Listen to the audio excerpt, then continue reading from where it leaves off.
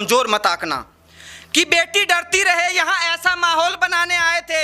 मेरे देश की इज्जत को मिट्टी में मिलाने आए थे और मेरा हौसला देश की बुराई से अकेली लड़ गई, जीतने ही वाली थी मैं, अफसोस मेरी सांसें कम पड़ गई।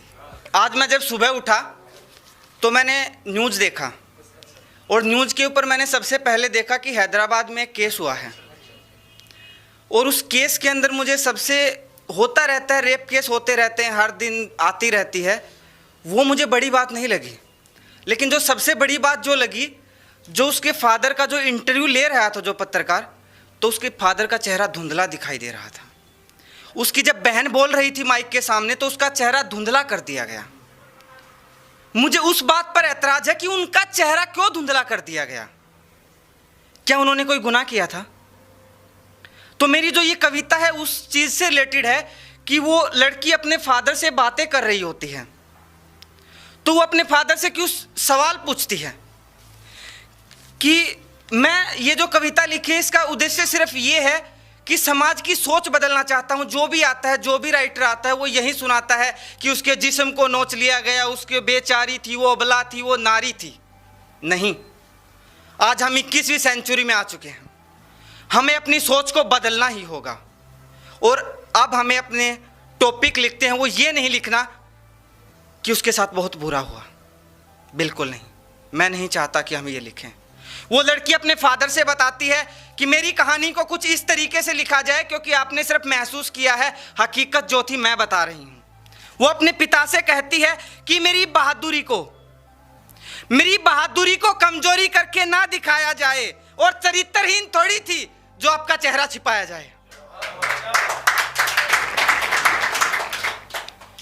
कि जब निर्भया का बात आती है तो उसका निकनेम रख देते हैं कि ये काल्पनिक नाम है। क्यों रखते हैं भाई, मैं जानना चाहता हूं। उसने कोई गुनाह नहीं किया था।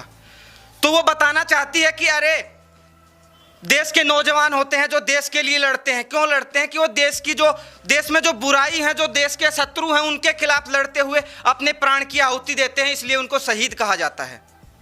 मैं भी तो देश के अंदर कुछ बुरे लोग थे, उनसे लड़ते हुए अपनी प्राणों की आहुति दे दी, मुझे शहीद क्यों नहीं कहा जा सकता? तो अपने पापा से कहती है कि पापा मैं आपकी परी थी, पापा मैं आपकी परी थी। ये सच है कि भेड़ियों ने घेर लिया तो एक पल के लिए मैं डरी थी। किसी योद्धा से कम थोड़ी थी, किसी योद्धा से कम थोड़ी थी, 4 भेड़ियों से अकेली लड़ी थी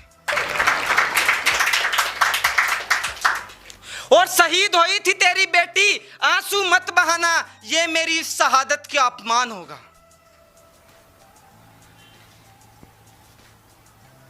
कि शहीद हुई है तेरी बेटी, आंसू मत बहाना, ये मेरी शहादत का अपमान होगा। और उसके बाद कहती है कि ये समाज की बुराई थी जिसके सामने मैंने लड़ा था और ये जो थे ना, इनका कोई उद्देश्य नहीं था। इनका उद्देश्य यही था कि ये समाज के अंदर भय का माहौल क्रिएट करना चाहते हैं बेटी के लिए। किस देश में बेटी सुरक्षित नहीं है? मैं कहता हूं क्यों सुरक्षित नहीं है। मानता हूं उसे एक के साथ अत्याचार हुआ, लेकिन वो लड़ी, उसने लड़ना सीखा और उसने औरों को भी लड़ना सिखाया है। उसको कमजोर मत आंकना कि बेटी डरती रहे, यहाँ ऐसा माहौल बनाने आए थे। मेरे देश की इज्जत को मिट्टी में मिलाने आए थे और मेरा हौसला देश की बुराई से अकेली लड़ गई, जीतने ही वाली थी मैं, अफसोस मेरी सांसें कम पड़ गई। और फिर बोलते हैं कि इन बुरे लोगों के हौसले बढ़ते जा रहे हैं। कहां बढ़ते जा रहे हैं बुरे लोगों के हौसले? बोलते हैं कि उसको लावारिस लाश करके छोड़ गए। कौन कहता है कि मेरी लाश लावारिस पड़ी थी? और कौन कहता है कि वो मुझे अकेली छोड़ गए थे? मैं बता रही हूं हकीकत क्या थी, क्योंकि कुछ लोग लिखने से डरते हैं। कि मेरा दुर्गा का रूप देखा, मेरा दुर्गा का रूप देखा, उनकी रूह तक को कांपना पड़ा और मैं जिंदा थी तो सोचो उनके साथ क्या हुआ होगा। मेरी मौत देखकर उनको भागना पड़ा। और दूसरी चीज मैं इसके साथ ही ये भी कहना चाहता हूं कि जो भी पत्रकार जो भी लिखते हैं उनको अपनी सोच को बदलना ही होगा। ऐसा मत लिखो कि वो बेचारी थी यार, लिखो ना कि वो लड़ी थी 4 लोगों से। हमारी भारत की बेटी में इतनी ताकत है कि 4 लोगों से अकेली लड़ी थी वो। हार जीत मायने नहीं रखती, हौसला मायने रखता है।